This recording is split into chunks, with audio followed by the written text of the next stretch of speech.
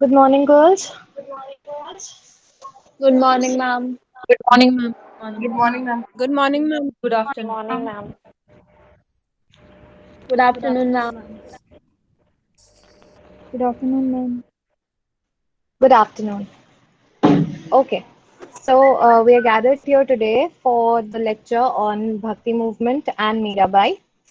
Our resource person for the day is our very own Shitab ma'am. Ma'am has been teaching here in Kanodia for last 12 years, and she is an eminent part of the Hindi department. And she's going to take us on a ride today through the intricacies of what Bhakti movement was and how Mirabai played a very important role in Bhakti movement. And you all should know that Bhakti movement is a very important part of the entire study of literature, especially when it comes to Indian literature. It was a cultural revolution in the medieval times. So I would expect all of you to be attentive in this particular lecture to understand Indian poetics further and Indian criticism as such. You need to be very strong and you need to have a very strong knowledge of Bhakti movement and what all happened during that time. So, without further delay, I would like to invite ma'am and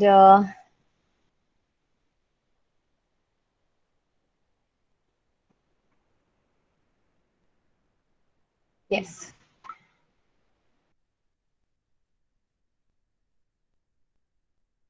Good afternoon, ma'am. Good afternoon, ma'am. Good Good afternoon, ma'am. afternoon, ma'am. Good afternoon, Good ma'am. afternoon, Good ma'am. afternoon. Sorry, मेरी आवाज अब आ रही है आपको? Yes, Yes, ma'am. ma'am. Yes, ma'am. Yes, ma'am. Yes, Yes, ma'am. क्या आप मुझे सुन पा रहे हैं? छात्राओं से पूछ रही हूँ मैं। जी, Yes, ma'am. ma'am. Yes, Yes, ma'am. ma'am. yes, ma'am. Yes, ma'am. Ankita, तुमने वो बंद कर दिया Yes, क्या? ma'am. अब आई, अब आई। मतलब आप सुन पा रहे हैं मुझे? जी, ma'am. Yes, ma'am. ठीक ठीक। देखिए, डॉक्टर प्रीति शर्मा और अंकिता शर्मा जी ने अभी बताया कि भक्ति काल में जो भक्ति आंदोलन और मीराबाई हुआ है, मीराबाई हुई है कवयित्री, क्षमा करें, उस पर आज हम चर्चा करेंगे। तो भक्ति आंदोलन, तो आप में से कितने ऐसे हैं जिनके घरों में जिनकी मम्मी माताएं, आपकी माँ भक्ति को लेकर कुछ करती हैं, कभी घंटी बजाती हैं या कुछ आरती वारती उतारती? कुछ हैं बच्चे ऐसे जिन्होंने देखा है घर में कुछ ऐसा? Yes, Yes, ma'am. ma'am. Yes, Yes, ma'am. ma'am. Yes, Yes, yes, ma'am. ma'am. ठीक। और जब वो ऐसा करते हैं तो कभी उन्होंने आपको भी इसके लिए इंस्पायर किया कि हाँ तुम्हें भी Yes, ma'am. कुछ करना है? Yes, ma'am. Yes, ma'am. हमारे घर में भी Yes, बच्चों ma'am. की ड्यूटीज लगा देते थे, चलो बच्चों शाम की आरती करो, बच्चे आरती करने लगे रहते थे, मम्मी अपना काम कर लेती थी। तो ये हमारी संस्कृति का एक हिस्सा रहा है, एक अभिन्न हिस्सा, एक ऐसा पार्ट हमारी कल्चर का, भारतीय कल्चर का, जो हमारे जीवन के लिए बहुत जरूरी था। भक्ति जब आधुनिक काल आता है, मॉडर्निटी आती है पूरे विश्व में और फिर भारत में भी आती है, लगभग आप लगा लीजिए 1900 के करीब, तो उस मॉडर्निटी के आने के बाद भक्ति को लेकर के थोड़ा सा परिप्रेक्ष्य बदला, थोड़ी मानसिकता बदली, लेकिन मूल बात यह है कि भक्ति क्या है, क्यों जरूरी है, और भक्ति एक भाव है और उस भाव को लेकर आंदोलन की क्या आवश्यकता आन पड़ी। और सबसे बड़ी बात कि आंदोलन जैसे कोई क्रांति हो रही हो, और किसने की, क्यों की, उसके पीछे कारण क्या था। देखिए, विज्ञान कहता है कि जो कुछ भी घटना घटित होती है उसके पीछे कोई ना कोई कारण अवश्य होता है, कार्य कारण संबंध होता है। आज अगर यहाँ पे ये लेक्चर हो रहा है तो इसके पीछे एक कारण है कि आपके पाठ्यक्रम में यह है, और इस पर हम एक आपको जो है आपको एक अच्छी सी समीक्षा देना चाहते हैं, आपको बताना चाहते हैं कि भक्ति आंदोलन क्या है, कारण है इसका। हर घटना के पीछे एक कारण है। तो भक्ति आप सिर्फ पाठ्यक्रम की वजह से ही आज इसे ना सुने, आप इसलिए भी इसे समझें। सुनने के साथ साथ कि भक्ति आंदोलन या मीराबाई या भक्ति काल का जो समय भारतवर्ष में रहा, आप पढ़ तो अंग्रेजी साहित्य रहे हैं, लेकिन यह आपसे और हमसे जुड़ी हुई बात है। क्यों? हमारी संस्कृति का यह हिस्सा है, तो हमें बिल्कुल जानना चाहिए। और सच बताएं, अगर आप किन्हीं विषयों पर या शीर्षकों पर सोचते नहीं हो ना, तो जंग लग जाती है दिमाग में। सोचते रहना चाहिए, उस पर कुछ नया खोज करते रहना चाहिए आपको। आज हम बात करेंगे इस आंदोलन में। सबसे पहले मैं आपसे पूछूंगी कि भक्ति से आप लोगों को क्या लगता है, आपने अब तक क्या महसूस किया, क्या समझा, कोई भी मुझे बताए। मैम भक्ति एक इमोशन है। भक्ति एक इमोशन है। भगवान के प्रति पूरा समर्पण। अच्छा, मैंने 2 शब्द लिखे हैं, आपको दिख रहे हैं? Yes ma'am. कैसे लिखते हैं भक्ति? मैम फर्स्ट पहला वन। वाला। First one. आधा पहले का वाला यस लिखते हैं। कोई ऐसे नहीं है इसके लिए भी कह रहा है? No ma'am. No ma'am. No अरे, मैम। अंग्रेजी वालों को भी हिंदी आती है, बहुत अच्छी बात है। भक्ति, हाँ, किसने बताया कि भक्ति एक भाव है? बिल्कुल सही बताया कि भक्ति एक भाव है। जब हम इसकी व्याकरण में और उत्पत्ति में जाते हैं कि ये शब्द कैसे बना, ये बना है छात्राओं भज धातु से।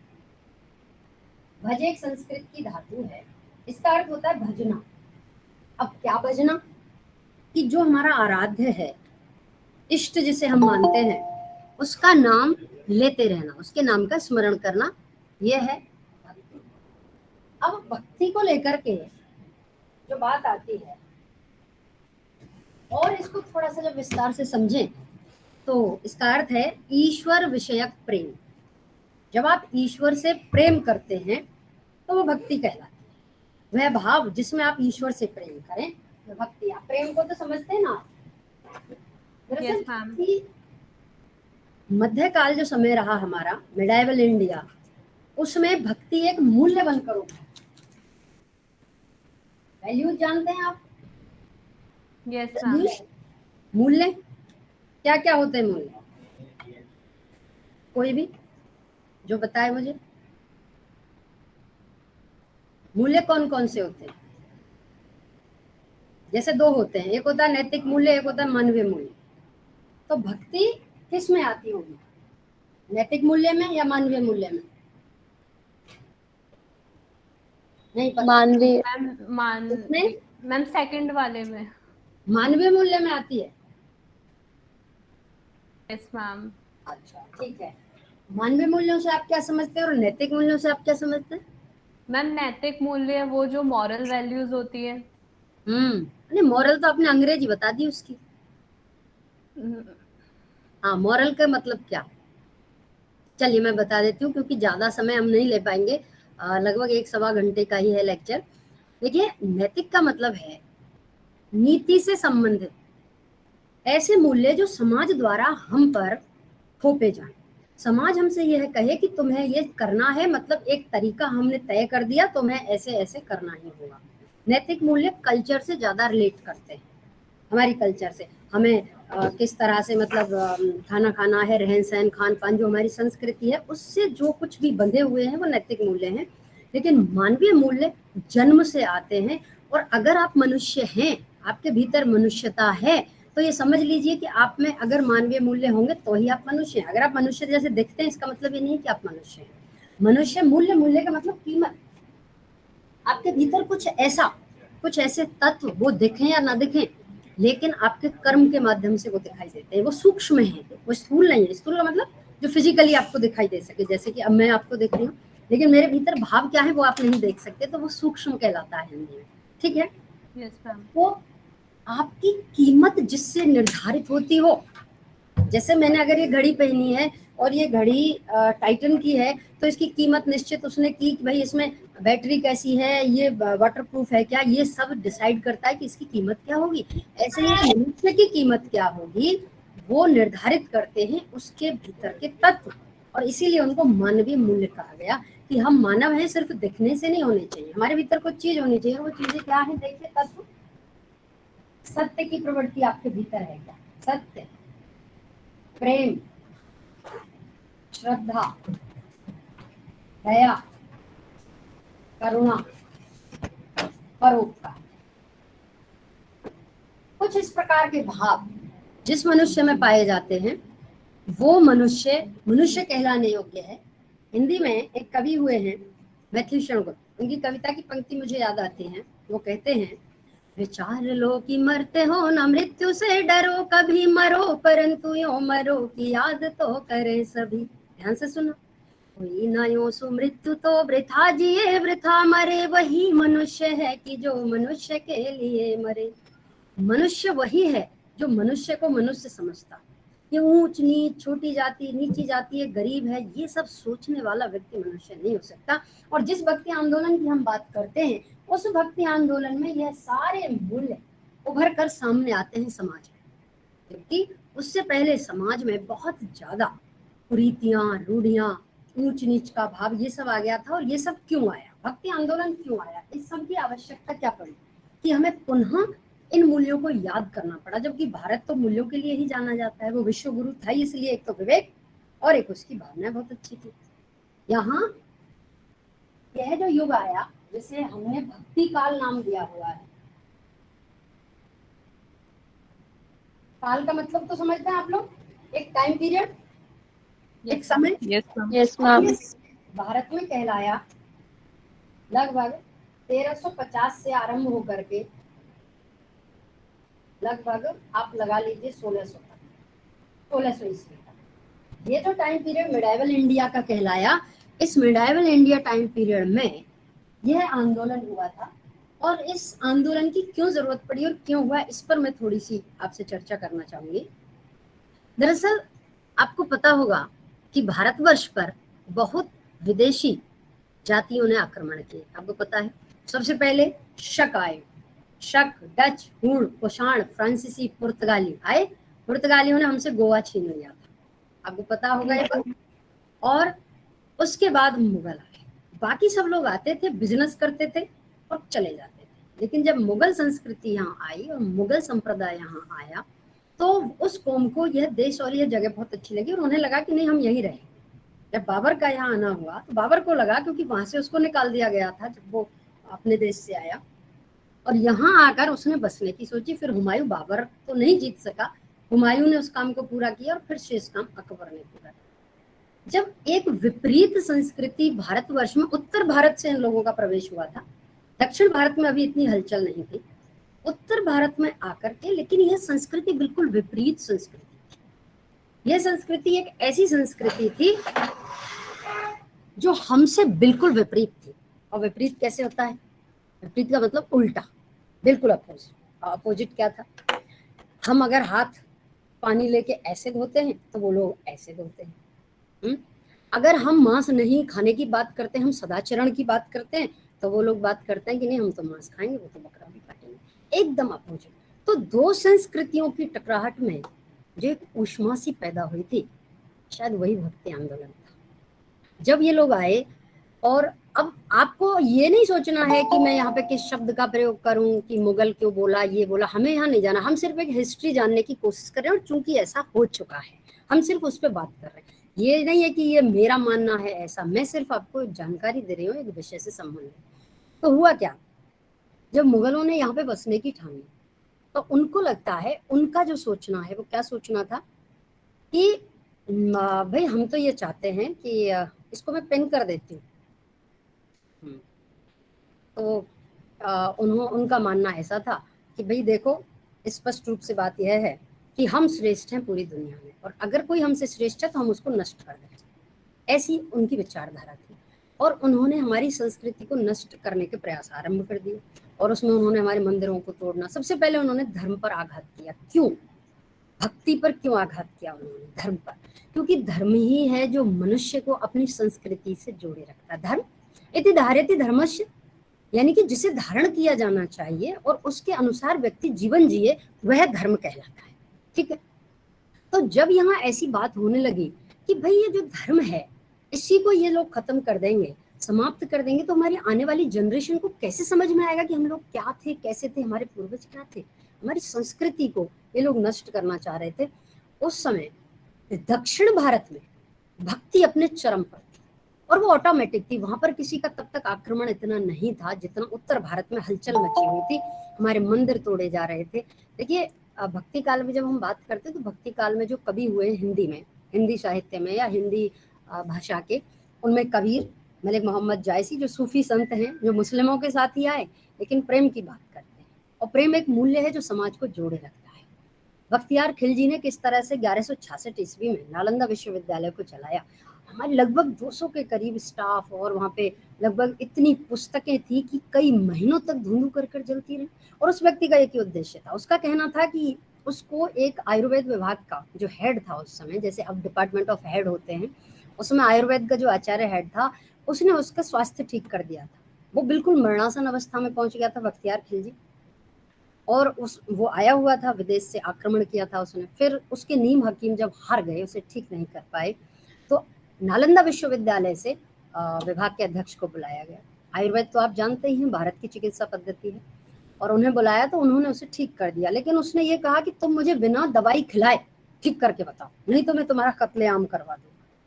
तो उन्होंने कहा क्या पागल आदमी है, मन में सोचा, देखो कह तो नहीं सकता ना सामने, मन में सोचा वो क्या पागल आदमी है, बताओ बिना दवाई खाए कोई कैसे ठीक हो सकता है। बख्तियार खिलजी के ऐसा कहने के बाद फिर वो आए और कुरान की पुस्तक लेकर के आए और उससे कहा कि हुजूर आला आप इतने से इतने पृष्ठ तक यानी पेज तक और ये पुस्तक प्रतिदिन पढ़ेंगे और 5 दिन में आप ठीक हो जाएंगे। उसने कहा मैं नहीं हुआ तो तुम्हें पता है कि मैं तुम्हारा बिल्कुल सर कलम करवा दूंगा, कि हाँ मुझे पता है। और उस पुस्तक के उन पेजों को पढ़ने से वो व्यक्ति ठीक हो गया। अब उसका और दिमाग खराब हो गया कि इन लोगों के पास ऐसा इतना टैलेंट है कि इन लोगों, इसने मुझे बिना दवाई खिलाए ठीक कर दिया। अब उसने कहा कि तुम मुझे बताओ कि तुमने मुझे ठीक कैसे किया। जब कुरान के पेज पलटते हैं तो ये लोग थूक लगाते हैं ऐसे।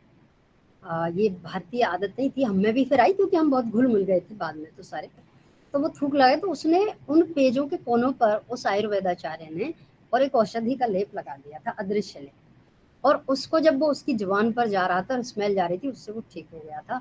इतनी जबरदस्त रिसर्च हमारे पास थी और उसको इतना बुरा लगा कि ये लोग इतने टैलेंटेड, इसने मुझे मैंने जैसे कहा और उसी तरीके से ठीक कर दिया। आप यकीन करें ना करें, इतिहास इस बात को कहता है कि उस व्यक्ति ने लगभग 1000 के करीब बौद्ध भिक्षुओं का कत्लेआम करवाया। ठीक होने के बाद नालंदा यूनिवर्सिटी में आग लगवा दी उसने, जो यूनिवर्सिटी हमारी संस्कृति की प्रमुख धरोहर हुआ करती थी, जो हमारी जनरेशन को मिलनी चाहिए थी, और इसीलिए बीच में सब गड़बड़ झाला क्योंकि हमारी एजुकेशन खत्म हो गई, हमारी सारी यूनिवर्सिटी जला दी गई, तक्षशिला, नालंदा, विक्रमशिला, जितनी भी यूनिवर्सिटीज थी। तो विपरीत संस्कृति के लोगों को ये बिल्कुल बर्दाश्त नहीं था कि हमसे कोई बेटर और बेस्ट हो।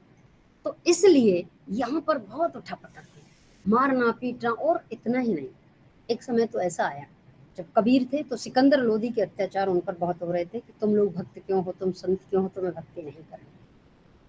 अकबर के आने के बाद अकबर ने ये बात समझी कि उसका जन्म यहीं हुआ था और उसे लगता था कि ये धरती मेरी भी तो है, तो क्यों ना प्यार से रहा जाए। उसने बहुत प्रयास किए, लेकिन क्या वो प्रयास कितने सच्चे थे।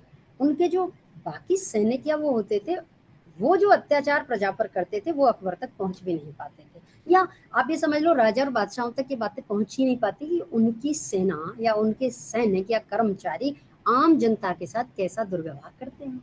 ये एक समस्या शुरू से रही है। जब विपरीत संस्कृति आई, हम पर हावी हो रही थी, हमारे हिंदू राजा हार चुके थे, तो प्रजा एकदम भयभीत हो गई। प्रजा को लगने लगा अब हम कहाँ जाएं, क्योंकि उस समय यथा राजा तथा प्रजा, राजा जैसा होता था प्रजा वैसी होती थी। राजा अगर हमारा ताकतवर है तो प्रजा में बड़ा आत्मविश्वास होता है कि अरे अब हमें किसी चीज का भय नहीं। आचार्य रामचंद्र शुक्ल हिंदी के बहुत बड़े विद्वान हुए हैं, और आचार्य रामचंद्र शुक्ल ने ये कहा कि मेरा मानना यह है कि भारत में अगर मुगल ना आए होते तो भारत का जो भक्ति आंदोलन है वो इस तरह का ना होता। आचार्य रामचंद्र शुक्ल ने माना।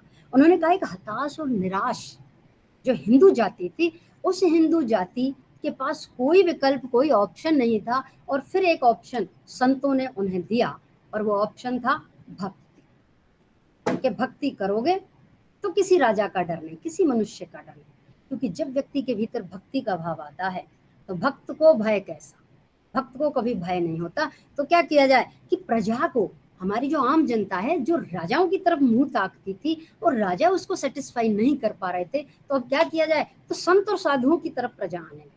उस समय जो धर्म चल रहे थे, बौद्ध धर्म से जो निकला था सिद्ध और नाथ संप्रदाय, जिसके प्रमुख गोरखनाथ थे, आपने नाम सुना होगा गोरखनाथ का निश्चित रूप से। और गोरखनाथ के बाद गोरखनाथ का पूरा प्रभाव नाथ संप्रदाय का कबीर पर आता है, ठीक है। उसमें अब मैं थोड़ा सा बोर्ड पर आपको लिखकर बताती हूँ, इसको ध्यान से देखिएगा आप।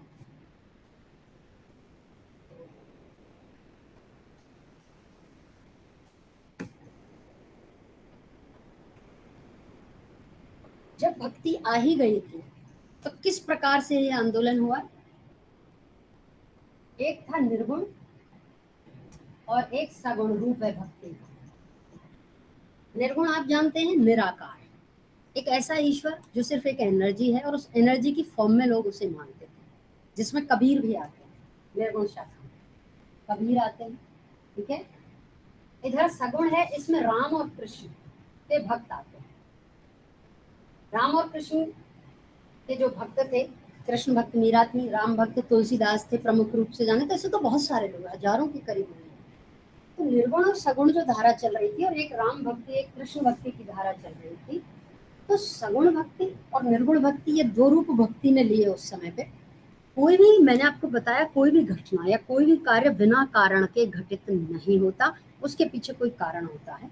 निर्गुण के पीछे कारण था कि समाज में उस समय चूंकि राजाओं की, हिंदू राजाओं की पकड़ छूट गई थी हमसे, प्रजा से, तो क्या हुआ कि उन्होंने जो जाति पाति के बंधन थे वो और कड़े हो गए। आपस में जनता अपनी राजा खुद हो गई और अपने हिसाब से पंडित अपने समाज को चलाने लगे।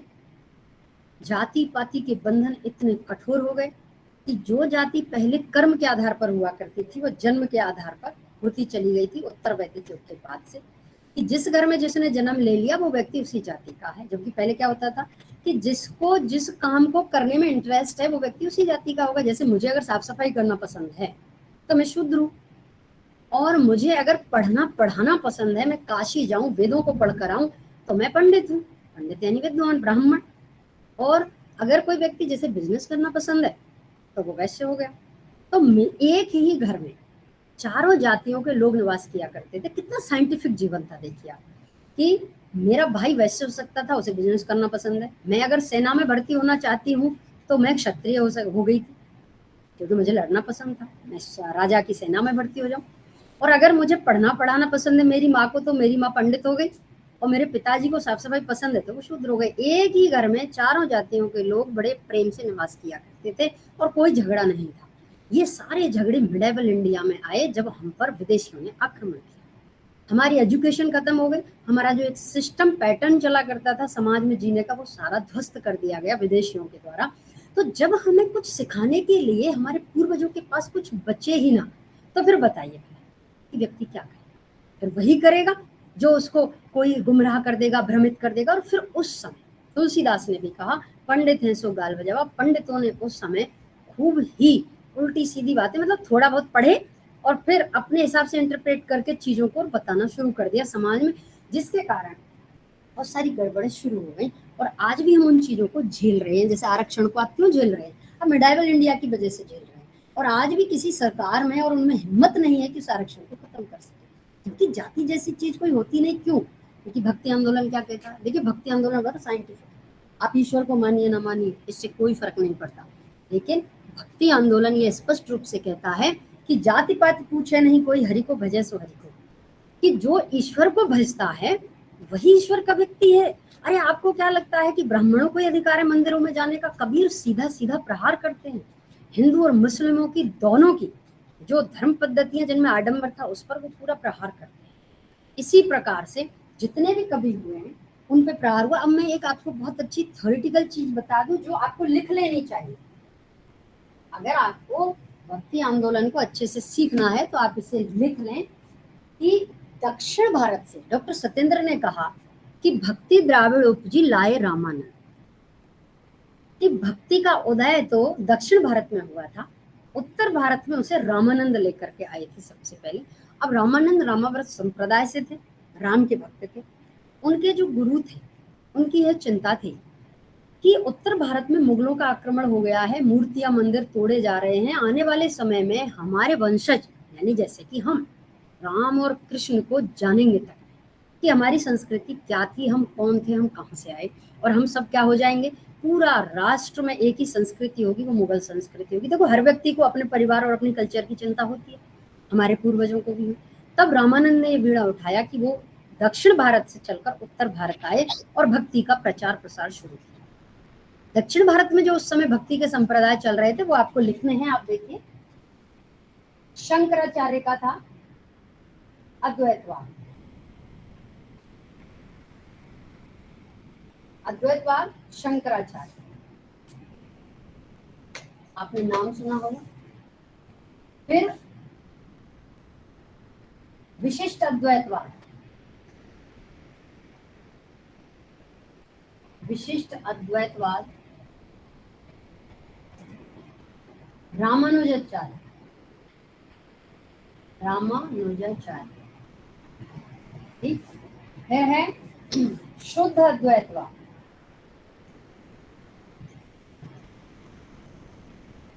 ये था वल्लभाचार्य।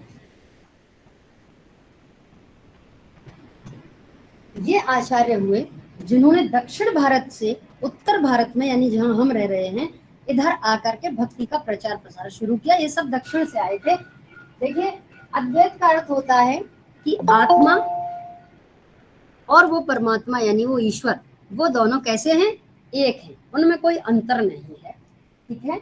शंकराचार्य कह रहे थे और इनका जो मार्ग था वो था ज्ञान मार्ग। ज्ञान मार्ग से व्यक्ति को ईश्वर तक जाना था। भक्ति के कुछ मार्ग हुए हैं, उन मार्गों में ये भी आपको लिख लेना चाहिए। एक तो ज्ञान मार्ग है, एक है प्रेम मार्ग जिसमें भक्ति आ जाती है, और एक है कर्म मार्ग। अब इस मार्ग को शुद्ध भाषा में भक्ति की में योग कहा करते थे। योग का मतलब क्या है, मेरा यानी कि मैं फाइनाइट हूँ। फाइनाइट का मतलब जिसका अंत हो जाए। एक है इनफाइनाइट। इनफाइनाइट कौन, वो ईश्वर जिसका कभी अंत नहीं होता, अनंत। फाइनाइट से इनफाइनाइट की जो जर्नी है, नर से नारायण की जो यात्रा है, वो जो यात्रा है उसका जो मार्ग है, योग मतलब उससे मर्ज हो जाना। मैं जब मेडिटेट करूं तो मेरी जो सोल है उसकी जो एनर्जी है, वो एनर्जी उस पूरी पावरफुल एक एनर्जी है जिसे गॉड कहते हैं, उसके साथ मर्ज हो जाए तो उसका रास्ता कौन सा हो। एक रास्ता था ज्ञान मार्ग। ज्ञान मार्ग का मतलब है कि वेदों को पढ़ो, आत्मा क्या है, परमात्मा क्या है, भक्ति क्या है, मेडिटेशन क्या है, इसे सीखो, और जब आप नॉलेज पावर आपके भीतर आ जाए तब आप उससे मर्ज हो जाइए। एक है आप उससे प्रेम करें जैसे मीरा ने किया था, आप तब भी उससे मर्ज हो सकते हैं जैसे गोपियों ने श्री कृष्ण से प्रेम किया। एक है कर्म, जिस प्रकार आप जिंदगी में कर्म करते हो और अगर आप अच्छे कर्म करते हो तो भी आप उस ईश्वर से कहीं ना कहीं मर्ज हो जाते हो। तो ये भक्ति के मार्ग थे। शंकराचार्य, शुद्ध अद्वैतवाद, वल्लभाचार्य। अब शुद्ध अद्वैत का मतलब था बिल्कुल ये कृष्ण भक्त संप्रदाय था और ये राम भक्त संप्रदाय, और ये निर्गुण ब्रह्म का संप्रदाय था अद्वैत, ठीक है। ये जो तीनों संप्रदाय थे ये उत्तर भारत में आए, और उत्तर भारत में आकर के इन्होंने जो काम किया कि आज हम और तुम इस समय कम से कम ये चर्चा तो कर पा रहे हैं कि राम कौन था, कृष्ण कौन था। यदि ये ना आए होते तो शायद आज हमें पता ही ना होता कि हम कौन हैं, हम किसकी संतानें हैं। इन लोगों ने यहाँ आकर कितनी झाड़ियां थी और जिनमें हिंसक पशु रहा करते थे, पूरे ब्रज क्षेत्र को जहाँ कृष्ण थे, कृष्ण के मंदिर बने हुए थे, कृष्ण द्वापर में हुए थे, कृष्ण अभी थोड़े हुए थे मिडाइवल इंडिया में, बहुत पुरानी बात है। कृष्ण की भक्ति के जितने मंदिर थे वो सब ढांप दिए, झाड़ियां हो गई, क्योंकि कोई सार संभाल करने वाला ही नहीं था। फिर ये दक्षिण भारत से आकर इन्होंने यहाँ से लोगों को, जनता को साथ लिया, दिन दिन में सफाई करते थे उन जंगलों की, और फिर घर आ जाते थे। कितने लोग मारे गए, फिर उन मंदिरों को निकाला जहाँ आज आप देखते हैं कि कितने विदेशी लोग भी आपको वहां घूमते नजर आएंगे। वृंदावन में गोवर्धन की परिक्रमा, कितनी छात्राएं हैं जो गोवर्धन की परिक्रमा से परिचित हैं। जानते हैं आपके घर से कभी कोई गया हो गोवर्धन पर्वत? Yes, yes ma'am. मैम। जी, तो ये आज भी एक पश्चिम का कल्चर है और एक पूर्व का कल्चर है, यानी हम लोगों का कल्चर है, ईस्ट वेस्ट, ठीक है। वहां पर विवेक, दिमाग से ज्यादा सोचते हैं, और हमारे यहाँ हृदय से ज्यादा सोचते हैं। तो ये दोनों ही चीज खतरनाक है। अगर आप केवल दिमाग से सोचते हो तो आप यांत्रिक हो जाते हो, आप बौद्धिक हो गए। और जैसे ही बुद्धि हावी होती है ना, व्यक्ति विज्ञान पर डिपेंड करने लगता है पूरी तरह से और यांत्रिक हो जाता है, मशीन जैसा हो जाता है, उसके इमोशंस पीछे छूट जाते हैं और फिर उस यांत्रिकता से युद्धों का जन्म हो जाता है, जैसे 2 विश्व युद्ध हो चुके। और भारत में हम जैसे लोग, जरा सा हमारे साथ कुछ हो जाए इमोशनली तो हम तो हाय हाय करके ही मचा देते हैं, मर जाते हैं, कोई सुसाइड करने टंकी पे चढ़ रहा है। ये सब क्या है? विदेशों में ऐसा नहीं है कि अगर किसी ने किसी को छोड़ दिया या थोड़ा झगड़ा हो गया तो यहाँ पे आप तलाक की नौबत आती है घरों में तो समाज पंचायत ले लेके लोग बैठ जाते हैं और वहां पे अच्छा इट्स ओके, ठीक है, अब मुझे तुम पसंद नहीं हो, मैं दूसरे के साथ जाना चाहता हूँ, ठीक है, इट्स ओके। थोड़े से आंसू आ जाएंगे तो एक और वो छोड़ देते हैं। लेकिन क्यों? क्योंकि वो यहाँ से ज्यादा जीते हैं। और हम लोग हाय राम ऐसा कैसे हो गया, नहीं तुम मुझे नहीं छोड़ सकते, मैं मर जाऊंगा या मर जाऊंगी, छोड़ ही नहीं सकते। तो ये जो इमोशनली पार्ट है ये हमें बहुत ज्यादा था और इसी के कारण हम युद्धों की तरफ कम गए। युद्ध की तरफ मनुष्य जाता ही तब है, आधुनिकीकरण की तरफ जाएगा ही जब उसके भाव कमजोर पड़ जाए, उसकी बुद्धि उस पर हावी हो जाए। क्योंकि बुद्धि हमेशा क्या सोचती है? मेरा फायदा किसमें है, मेरा लाभ किसमें है। आपके कांटेक्ट में ऐसे कुछ लोग होंगे, आपके फ्रेंड्स होंगे जो हमेशा सोचते हैं मैं ऐसा तो कर दूं लेकिन मुझे क्या मिलेगा। तुमने सुना होगा मुझे क्या मिलेगा है, ये मुझे क्या मिलेगा वाली बात बुद्धि से आती है। और कुछ लोग अरे ऐसी क्या बात है यार, तेरे लिए तो जान भी हाजिर हो, वो फट से आपका काम कर देते हैं। वो लोग हार्ट से ज्यादा जीते हैं। लेकिन दोनों ही परिस्थितियों में खतरा है। व्यक्ति को जीवन मध्यम मार्ग वाला जीना चाहिए कि जहां हृदय से काम लेना है वह हृदय से ले, जहां बुद्धि से काम लेना हो वहां बुद्धि से काम ले। लेकिन ऐसा कम हो रहा है। अगर ऐसा आप करेंगे तो आपको भी कभी है ना हाय हाय मचाने की जरूरत नहीं पड़ेगी और आप सक्सेसफुल भी होंगे। अब हम लौटकर वापस आते हैं कि भक्ति आंदोलन, जहां आचार्य रामचंद्र शुक्ल ने कहा कि हारी हुई हिंदू जनता के पास और कोई उपाय नहीं था, कोई ऑप्शन नहीं था कि वो भक्ति की शरण में जाए, ईश्वर की शरण में जाए, इसलिए भक्ति आंदोलन आया। तो आचार्य हजारी प्रसाद द्विवेदी जो हिंदी के विद्वान हुए हैं, आलोचक हुए बहुत बड़े, उन्होंने कई वर्षों बाद जब शुक्ल जी की बात को काटते हुए ये कहा कि नहीं, मेरा मानना ऐसा नहीं कि मुस्लिम आए तो ही भक्ति का यहाँ उदय हुआ। उनका मानना था कि यदि भारत में मुगल ना भी आए होते तब भी हमारे भारत में भक्ति आंदोलन का 12 आना वैसा ही होता जैसा आज है। 12 आना, 1 आना, 2 आना, सुने हैं आपने? पहले आना चले करते थे, यस मैम। फिर पैसे चलना शुरू हुए। कहते हैं ना तेरी बात 16 आना सच है ना? कहते हैं, सुना है आपने? Yes ma'am.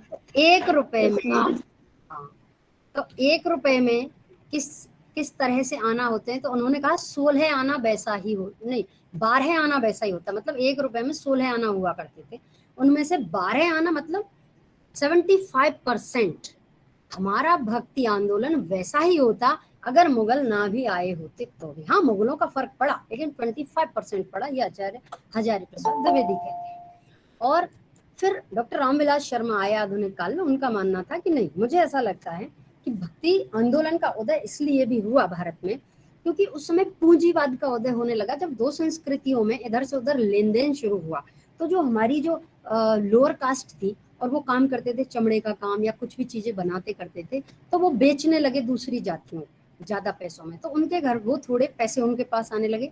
जब पैसा व्यक्ति के पास आता है तो थोड़ी पावर भी लाता है, थोड़े कॉन्टेक्ट्स भी लाता है, कर भी देते हैं ये लोग राजा को, और इनकी प्रेस्टीज थोड़ी और पावर बढ़ती है समाज में। और जब हमारे पास थोड़ी पावर बढ़ती है ना तो हमारे पास स्वतः ही वो चीजें आने लग जाती हैं जिनको लेके हमें समाज दबाता है। हमारे पास अधिकार हो जाता है कि हम भी पूजा कर सकते हैं।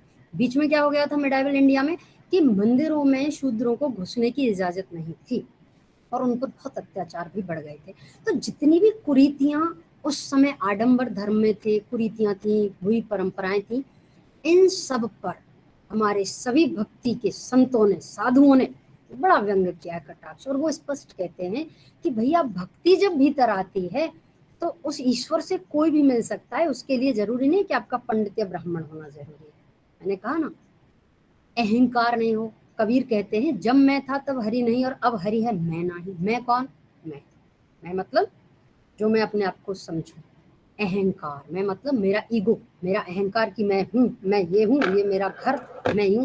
तो जिस दिन मेरे भीतर से अहंकार शून्य होगा उस दिन उस ईश्वर को मैं प्राप्त कर सकती हूँ। लेकिन जो ईगो है, जो अहंकार है, ये भक्ति के मार्ग में सबसे बड़ी बाधा है।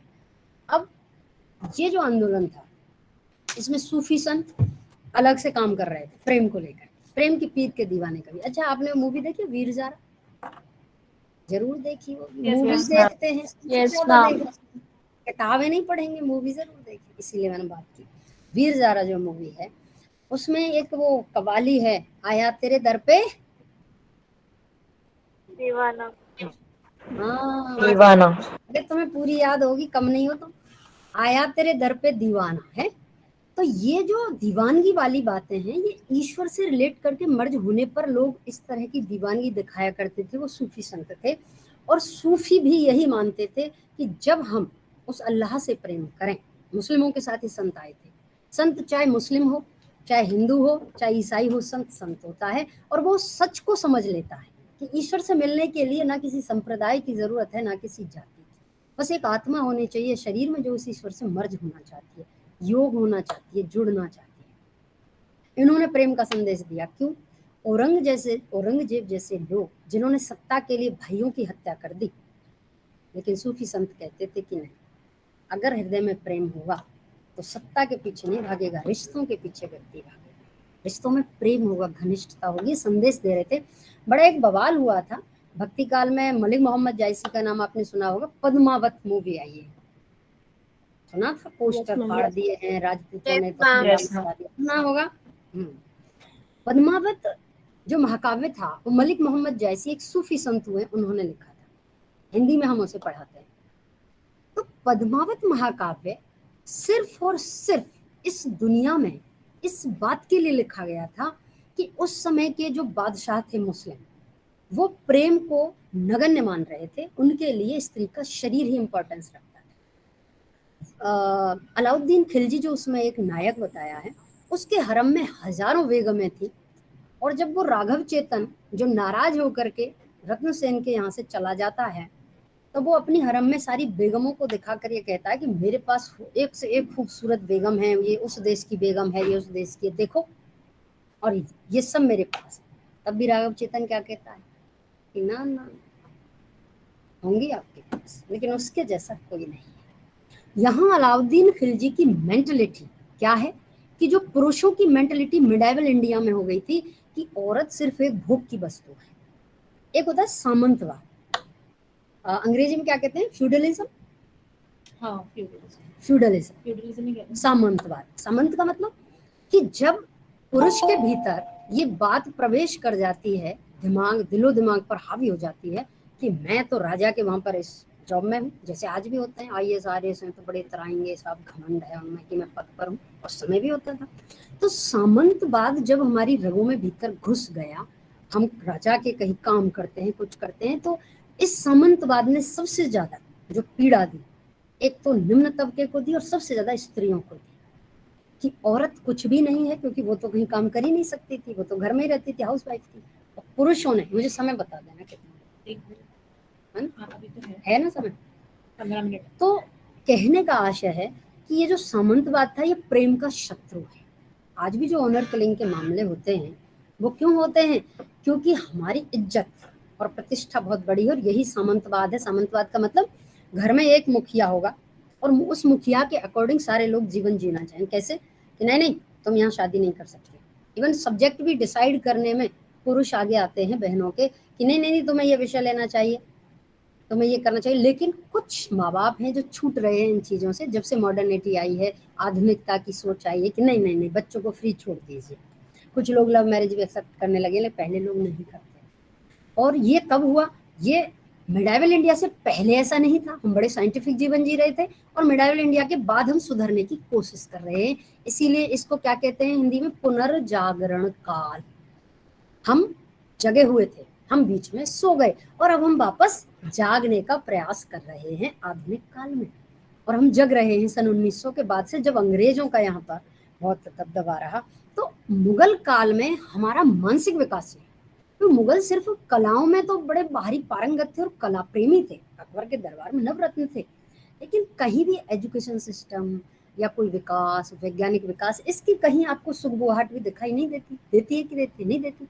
एक काम था, मंदिरें तोड़ दो, ये कर दो, वहाँ पे मस्जिद बना दो, कला मेरे यहाँ नवरत्न मुजरे चल रहे हैं, यहाँ से फलाना संगीतज्ञ आ गया, बस कलाओं का विकास था। लेकिन जो बौद्धिक विकास और विज्ञान का विकास आया वो अंग्रेजों के साथ है। और अंग्रेजों ने क्यों किया? क्योंकि उनका लाभ था इसमें। वो मैंने कहा है ना कि लोग जब बुद्धि से सोचते हैं तो वही सोचते हैं मेरा फायदा क्या। तो अंग्रेजों ने सोचा हमारा लाभ क्या। हमारा लाभ ये है कि हम अगर यहाँ बिजनेस करना चाहते हैं तो हमें रेल की पटरियां डालनी पड़ेंगी, रेल भी चाहिए इधर से उधर, बसें भी चाहिए हमें, है। तो सारी पुल बनाए उन्होंने, जोड़ा, एक दूसरे शहरों को जोड़ा, प्रेस की स्थापना हुई। उन्होंने तो अपने लिए की, लेकिन वो काम हमारे लिए भी यहीं आजादी के आंदोलन में ये एक अलग बात थी। तो कहने मतलब गेहूं के साथ साथ अगर खरपतवार में भी पानी लग जाता है, वो वाली स्थिति हुई थी हमारे लिए।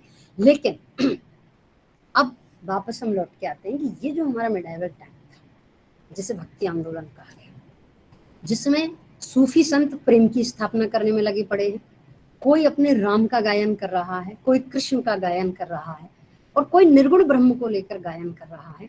इस सब के पीछे ऐसी क्या पावर थी कि कबीर सिकंदर लोदी से नहीं डरते थे।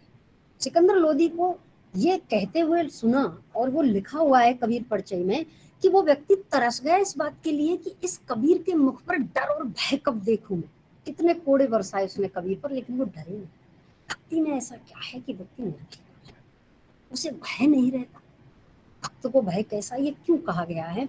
तो भक्ति एक ऐसा मूल्य है कि जब वो मूल्य आपके भीतर आता है, उसके साथ साथ आप कॉस्मिक एनर्जी से जुड़ते हैं, और उस जब ब्रह्मांडीय ऊर्जा से आप जुड़ते हैं तो आपको इस दुनिया का कोई भी भय नहीं सताता, क्योंकि आपको पता होता है, आपकी थर्ड आई खुलने लगती है और आप समझ जाते हैं कि नहीं, मेरा बुरा तो हो ही नहीं सकता। क्यों? क्योंकि भक्ति के साथ साथ दूसरे मूल्य जो मैंने लिखे थे ना शुरू में, त्याग, समर्पण, श्रद्धा, प्रेम, ईमानदारी, सत्य, निष्ठा, ये सब स्वतः आपके भीतर एंटर कर जाता है और आपका ईगो जीरो होने लगता है। और मैक्सिमम प्रॉब्लम ईगो खड़ी करता है मनुष्य।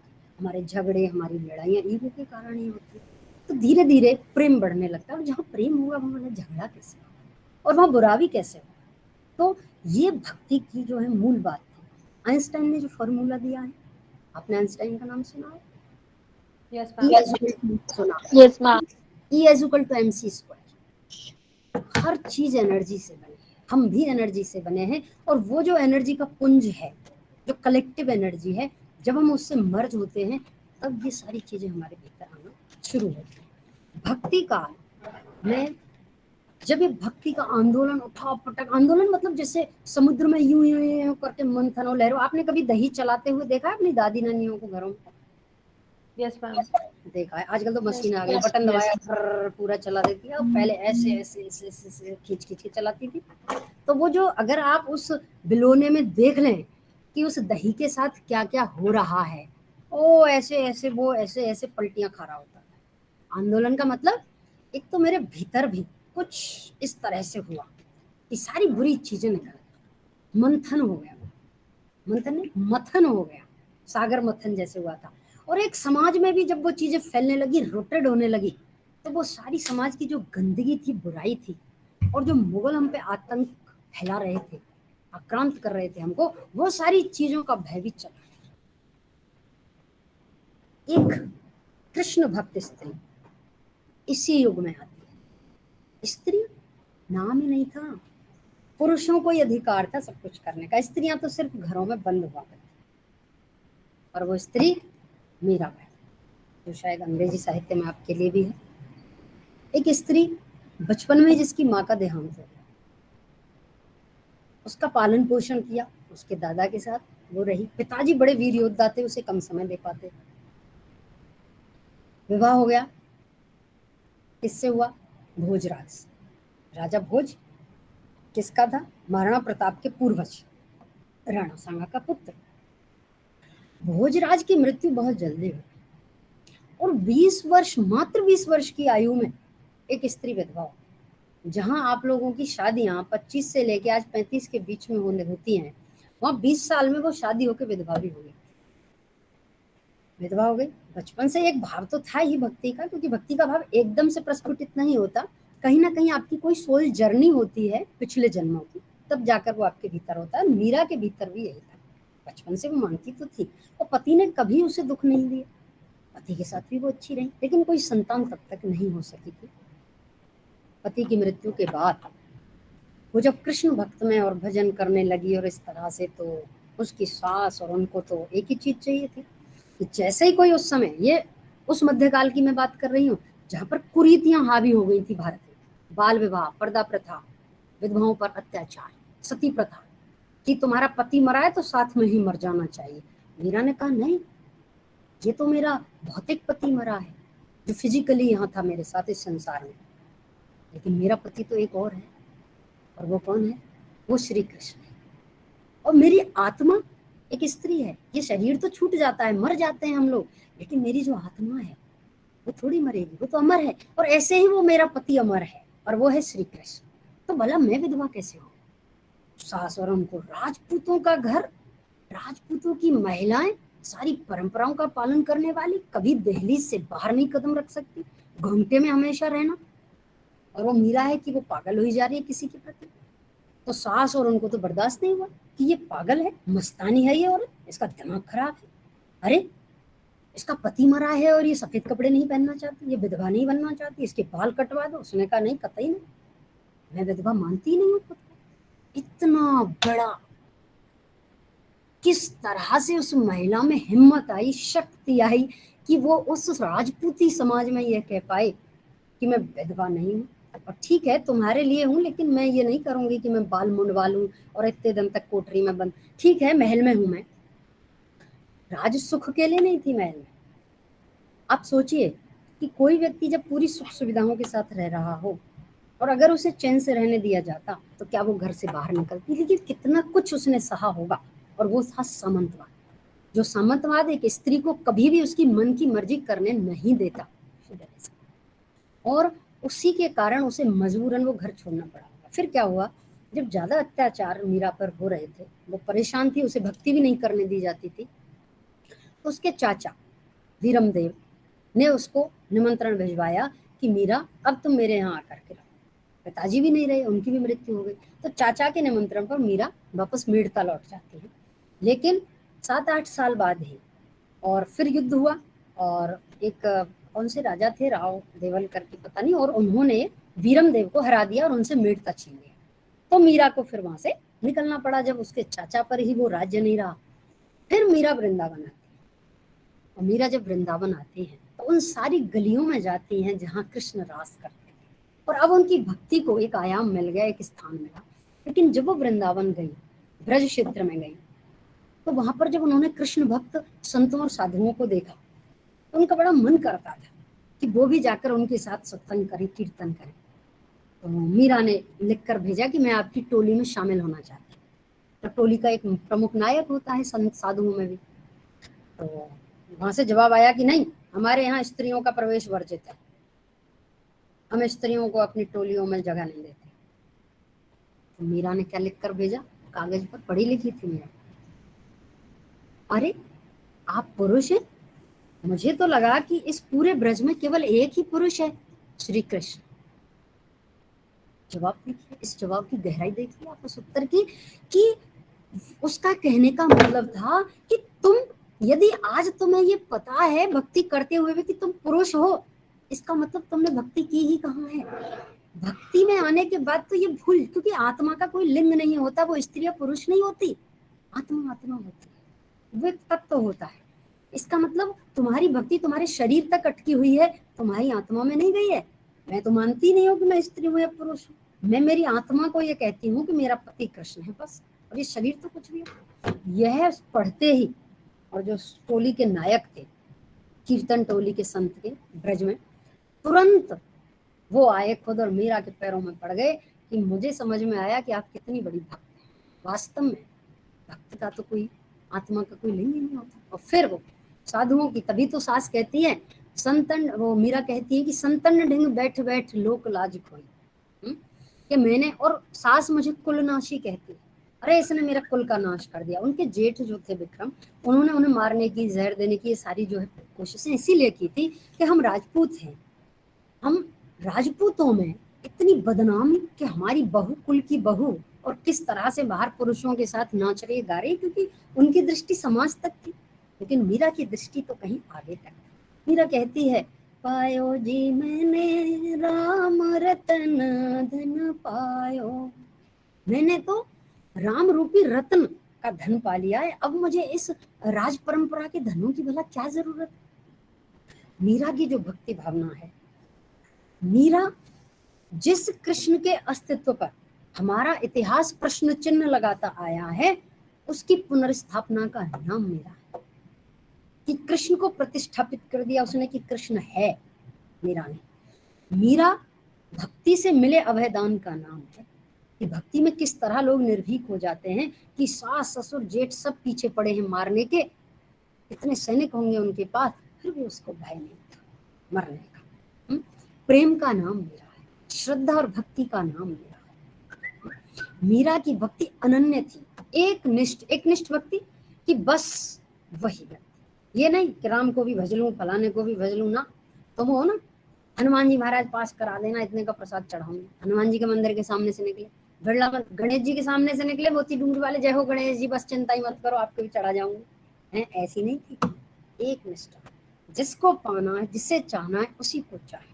ये नहीं तू नहीं तो और सही, और सही, और नहीं तो और सही, वो वाला नहीं था। तो को और ना मोकू ठोर मामला है कि कृष्ण भगवान सोच लेना, आपके अलावा मेरे को नहीं और मेरे अलावा आपको नहीं। मीरा भाई का जो नाम है वो एक भक्त के रूप में है, और भक्त ने जो कुछ गाया वो जिन लोगों ने राइट डाउन कर लिया, लिख लिया, उसको कोई वो उद्देश्य थोड़ी था कि मैं चर्चित और एक दिन अंग्रेजी साहित्य हिंदी साहित्य में पढ़ाई जाऊंगी और कवित्री होंगी ना। वो सिर्फ भक्त है, और उस भक्त की जो कुछ वाणी किसी ने लिख ली, वही वाणी उनका साहित्य, उनका लिटरेचर बन गई थी। मीरा का जो चरित्र है वो एक ऐसा चरित्र है जिसमें आधुनिकता के जो संदर्भ हैं कि सामंतवाद को किस तरह एक स्त्री ने उपेक्षित कर दिया कि तू तो कुछ भी नहीं है मेरे सामने, हट। सामंतवाद कौन? वही प्रवृत्ति, वही टेंडेंसी समाज की जिसमें स्त्रियां हमारे अनुसार कार्य करें और जीवन जिए। शादी किससे करनी है? हम तय करेंगे। तुम्हारा पति कौन? हम बताएंगे। हम तुम्हारे पिता, हम तुम्हारे भाई। तुम क्या पढ़ोगी ये भी हम तय करेंगे। हम तुम्हारे पिता, हम तुम्हारे भाई। तो ये जो सामंतवादी जो प्रवृत्ति है, जैसे पद्मावत में अलाउद्दीन खिलजी सामंतवादी चरित्र बताया है, लेकिन रत्नसेन प्रेमी चरित्र बताया है। और प्रेम और सामंतवाद एक दूसरे के शत्रु हैं, ये कभी एक दूसरे को बर्दाश्त नहीं कर सकते, क्योंकि सामंतवाद सिर्फ शरीर चाहता है स्त्री का, लेकिन प्रेम दो केवल शरीरों का मिलन नहीं होता, वो शरीरों से भी कहीं गहरा बंधन है, वो प्रेम का बंधन है जो मीरा ने निभाया। फिर क्या होता है कि मीरा वृंदावन गई, और फिर कुछ समय बाद जब कृष्ण को वहां महसूस किया, जहां जहां कृष्ण रास करते, एक एक गली मथुरा वृंदावन की सब जगह मीरा गई है, जहां जहां कृष्ण गए। फिर कुछ समय बाद उन्हें लगा कि मैं अब द्वारिका जाऊंगी। गुजरात में द्वारका बसी थी, जल के भीतर, आपको पता हो, जहां श्री कृष्ण ने अपना शेष जीवन पूरा बिताया रुक्मणी के साथ, द्वारिका में गई।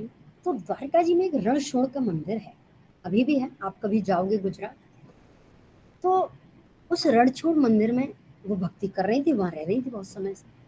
फिर जब एक समय ऐसा आया कि उदय सिंह और महाराणा प्रताप के समय का जो समय आया, तो उन्होंने मीरा को वापस याद किया। महाराणा प्रताप से पहले की बात है, उदय सिंह जब छोटे ही रहे होंगे उनके पिता, कि भाई ऐसा करते हैं कि हमारी वो पूर्वज हैं, बुजुर्ग भी हो रही थी मीरा, उन्हें वापस लाते हैं ससुराल। बहुत बड़ी भक्त हैं, क्योंकि उनकी भक्ति पूरे न सिर्फ राजस्थान में, बंगाल तक मीरा के किस्से और किताबों में मीरा लिखी हुई है। कई राज्यों में मीरा की भक्ति के गुणगान है, चर्चित है। तब उन्होंने कहा कि अपनी उस पूर्वज को याद किया जाए, तो उन्होंने कुछ पंडितों को भेजा, राजपुरोहितों को, कि जाओ उन्हें ससम्मान लेकर के मीरा को हाथ जोड़ना हमारी तरफ से कि हमारे पूर्वजों ने जो आपके साथ किया, हम उसके लिए आपसे माफी चाहते हैं। जब वो लोग गए तो मीरा ने कहा कि नहीं, मुझे अब ऐसी कोई जरूरत ही नहीं है कि मैं वो मेवाड़ लौटूं वापस। तो वो पीछे पड़ गए कि नहीं नहीं नहीं, महाराज चाहते हैं कि आप लौटो और बड़ी आपको याद करते हैं, आप उनकी प्रतिष्ठा हो, बल्कि आप मेवाड़ की। तो मीरा ने कहा ठीक है, मैं अपने पति से तो पूछ के आऊं। पति कौन? श्री कृष्ण।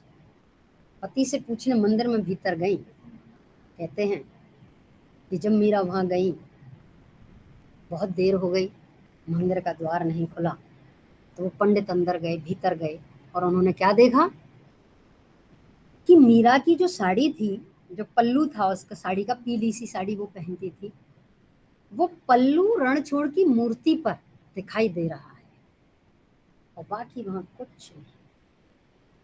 मतलब कि मीरा रणछोड़ यानी श्री कृष्ण के उस मूर्ति में ही समा गई थी। कई बार ऐसा होता है। कबीर ने भी जब शरीर छोड़ा था तो हिंदू और मुस्लिम उनके दोनों ही शिष्य थे और वो आपस में झगड़ा कर रहे थे कि हम दफनाएंगे, हम जलाएंगे।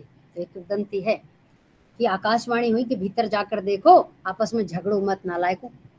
जब वो लोग भीतर गए तो देखा वहां सिर्फ पुष्प थे, कबीर की देह थी ही नहीं। अर्थात जब कोई व्यक्ति भक्ति की पराकाष्ठा तक भक्ति करता है, उसको पार कर जाता है, तभी निश्चित मान लीजिए कि वह व्यक्ति, उसका शरीर स्वतः मानो ईश्वर उसे अपने पंच तत्वों को समर्पित कर देता है। पंच तत्व कौन से? चित्त जल पावक गगन समीरा, पंच तत्व ही बना शरीर। अग्नि अग्नि में चली जाती है, धरती मिट्टी मिट्टी में चली जाती है, वायु आकाश जल, सब हमारे भीतर जल है, सारे तत्व है ना, अग्नि है, जल है, सब उसमें समा जाते हैं।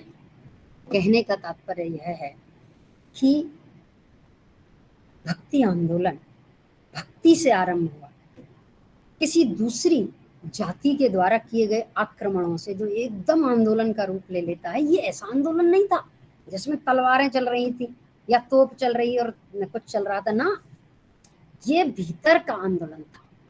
हमारे हृदय के भीतर जो मनोविकार है, काम, क्रोध, मद, लोभ, मोह, इनके साथ युद्ध चलता है मनुष्य का।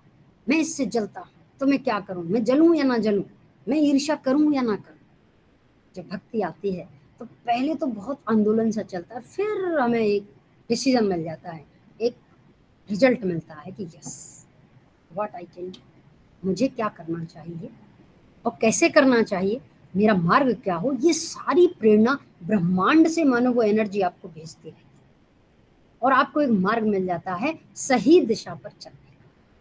आपको क्या करना है, आपको क्या नहीं करना है, ये भक्ति सिखाती है। आपको क्या लगता है कि कोई व्यक्ति घर में अगर वो घंटी बजा रहा है और आरती कर रहा है तो मतलब वो कैसा हो गया, बहुत पुराने विचारों का? नहीं। भक्ति, अगर असली रूप भक्ति का जिसने समझ लिया, जिसे अध्यात्म कहते हैं, वो साइंस बियॉन्ड साइंस है। और भारतवर्ष ने जितनी रिसर्च अध्यात्म पर की है, स्पिरिचुअलिटी पर की है, किसी और देश में नहीं। और इस अध्यात्म हमें कहाँ लेकर के जाता है? यह अध्यात्म हमें उस परम विज्ञान से जोड़ता है जहां तक अभी हमारा यह वाला साइंस, धरती का साइंस तो पहुंचा भी नहीं है, उस साइंस से हमें जोड़ता है। तो आप ये मत समझना कि अगर आप भक्ति कर रहे हैं तो लोग आपको पुराने विचारों को कहेंगे। अगर आप शिवलिंग पर जल चढ़ाते हैं, हर चीज का लॉजिक है कि क्यों क्या चढ़ाया जाता है। समय नहीं है, बहुत सारी बातें, बहुत कुछ सीखना बाकी है। ये मत सोच लेना कि जितना तुम्हें दिखाई देता है दुनिया उतनी ही नहीं होती। बहुत सारे एस्पेक्ट्स होते हैं चीज के, बहुत कुछ ऐसा है। क्योंकि इतने बड़े बड़े साधु संत हजारों साल तक अगर तपस्या करके भक्ति करके मर गए, पागल तो नहीं थे, कुछ तो था। अब देखो ना, डायमेंशन में जा रहे हैं। डायमेंशन कैसे? जैसे तुम्हारे पास सिम आई, 2G 3G नेट आया, जनरेशन, ऐसे ही पृथ्वी भी अपने 4th डायमेंशन में जा रही है। और 4th डायमेंशन में जाने पर बहुत कुछ चेंजेस हुए। ये जो कुछ हो रहा है ना, सब मर रहे हैं, कोरोना आ गया, ये सब ये डायमेंशन चेंज कर रही है।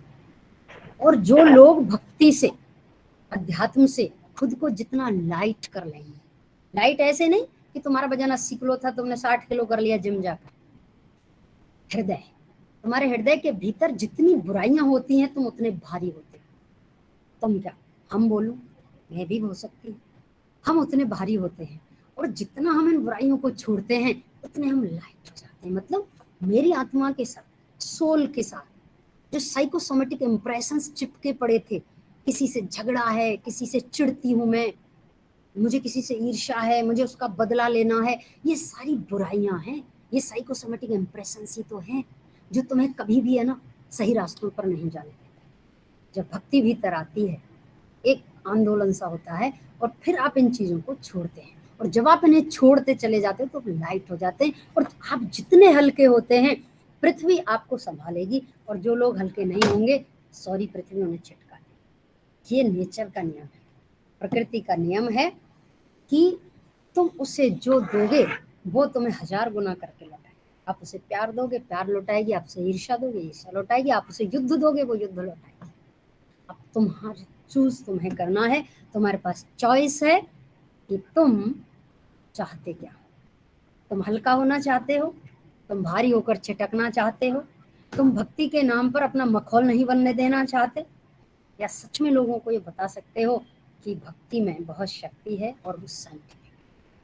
तुम भारत की पीढ़ी हो, नई जनरेशन, अगर तुम्हारे पूर्वज बहुत कुछ कर गए थे तो तुम्हारा कर्तव्य बनता है कि तुम उस पर रिसर्च करो और जवाब दो लोगों को कि भक्ति कोई सिर्फ आडंबर नहीं है, उसमें जो आडंबर डाले गए थे वो लोगों के द्वारा डाले गए, वो एक साइंस बियॉन्ड साइंस है, भारत का अध्यात्म।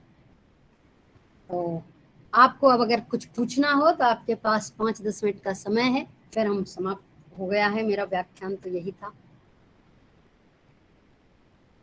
मैम, क्या भक्ति मूवमेंट सिर्फ हिंदुइज्म से ही रिलेट करते हैं हम, मतलब? देखिए, चूंकि ये भारत में हुआ, यस मैम। और भारत में और जातियों के आने से पहले और धर्मों के आने से पहले सिर्फ हिंदू थे, यस मैम। और हिंदू धर्म खतरे में था, Yes. समाप्त लगभग होने जा रहा था। दूसरी जाति सिर्फ यहाँ पे इस्लाम की स्थापना करना चाह रही थी। Yes, ma'am. उसे बचाने के लिए साधु संतों ने ये बताया कि हमारी संस्कृति खत्म होने के लिए नहीं है, हम ऐसे लोग नहीं है कि समाप्त हो जाएं, हमें बहुत पावर है। तुम धर्म परिवर्तन कर रहे थे, हमारे शूद्र जो नीची जातियां थी उनको मुस्लिमों द्वारा ये कहा जा रहा था, और तलवार के बल पर भी कहा जा रहा था कि तुम धर्म परिवर्तन कर, अगर तुम धर्म परिवर्तन कर लोगे तो हम तुम्हें समान अधिकार देंगे। तो पूरे भारतीय संस्कृति को बचाने के लिए जो आंदोलन किया गया, और मेरे भीतर की बुराइयों से लड़ने के लिए जो आंदोलन किया गया, मनुष्यों को सही राह पर लाने के लिए जो आंदोलन किया गया, वो भक्ति आंदोलन था। और ये बिल्कुल भारतीयता से, भारतीय संस्कृति से संबंधित है, लेकिन इसमें सूफी संत भी शामिल थे, क्योंकि सूफियों ने भी प्रेम महसूस किया था, ईश्वर को, अल्लाह को महसूस किया था, तो वो कभी भी ये नहीं चाहते थे कि कोई धर्म परिवर्तन करे। तो जो शासक थे उनके लिए वो कोई आंदोलन नहीं था, शासकों के लिए तो अपनी सत्ता के काम अलग चल रहे थे, पॉलिटिक्स, राजनीति। ये सिर्फ जो भक्त थे और जो आचार्य मैंने लिखे ना, शंकराचार्य, वल्लभाचार्य, ये इन सब का मिला जुला किया गया वैचारिक और भावात्मक रूप से, और फिर उसको समाज में उतारा, उन विचारों को। ये काम है। Okay, thank you ma'am. और कोई कुछ पूछना चाहे?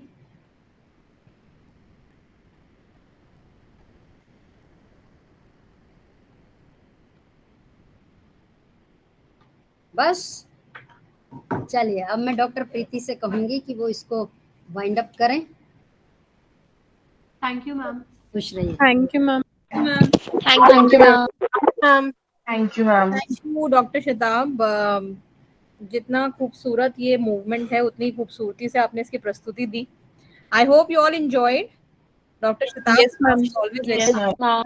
Yes, ma'am. क्लास में अटेंड, Yes, ma'am. मतलब की क्लास को अटेंड करना अपने आप में एक मंत्र मुग्ध कर देने वाली स्थिति होती है। जिस तरह से उन्होंने पोएम का रिसाइटेशन किया, आपने देखा, this is the way you generally, you know, you should Yes, be ma'am. melodious with, you know, the poems, the couplets, whatever you are reciting in front of anybody, Yes ma'am. right? So I hope you got to learn a lot through Dr. Shatab today, and I hope Dr. Swati Dhanwani madam is available with us.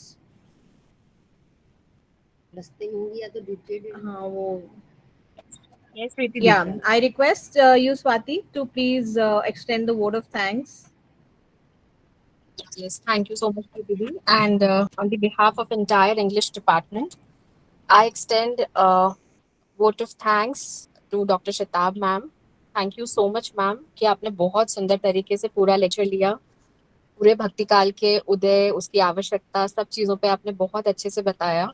तो मुझे लगता है हमारे students को बहुत benefit हुआ होगा, उनको बहुत अच्छी क्लैरिटी मिली होगी, और स्पेशली मीराबाई का कंट्रीब्यूशन इस पूरे भक्ति मूवमेंट में, जैसे आपने बताया, बहुत ही अच्छा था।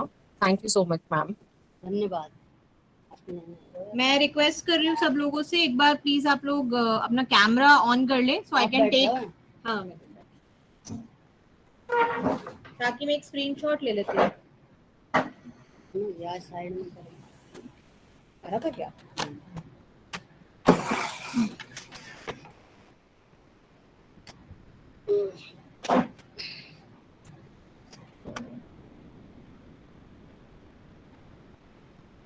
Swati ma'am, can you turn on your camera for a second, please?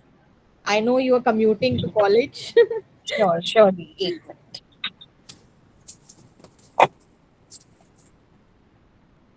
All right.